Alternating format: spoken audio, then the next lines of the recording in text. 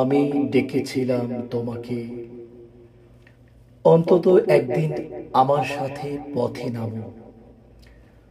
পথে পথে যেতে যেতে শুনবো মৌনতার সুর, কানে কানে বলবো আরেক জনমে ঘর গোছানোর গল্প কথা। আমি তোমার কাছে বায়না ধরেছিলাম, অন্তত একটা বিকেল চলো আকাশের নিচে গিয়ে শুয়ে থাকি, কোনো একটা শাপলা ফোটা ঝিলের ধারে, যেখানে নীলাভ সুখী আকাশ সুগভীর মনোযোগ নিয়ে শান্ত বিলের জলে ডুব দিয়ে হয় আত্মহারা, যেখানে ডাহুকরা লেজ দুলিয়ে দুলিয়ে দেখবে সারা দিন মান কি যেন খুঁজে বেড়ায়, যেখানে পরম শান্ত মন নিয়ে মেঘেরা নৃত্য করতে করতে বৃষ্টি হয়ে ঝরে পড়ে।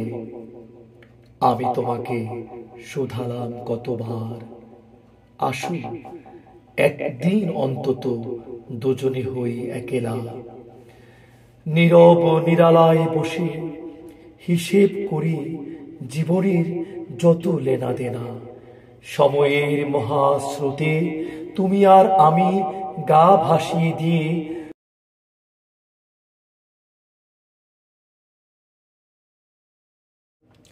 নগণ্য খড়কুটো। আমাদের কোনো জাগতিক বাসনা নেই, চাওয়া পাওয়ার যাতনা নেই, মোহ নেই, আমিত্ববোধ নেই। আমি ডেকেছিলাম তোমাকে হৃদয় দিয়ে, আসো একদিন জনশূন্য মেঠো পথ ধরে, যে পথে নেমে গেলে আমাদের ভাবনাগুলো ভেঙে টুকরো টুকরো হয়ে আমরাও মিলিয়ে যাব একটা দূর আকাশের নক্ষত্র হয়ে।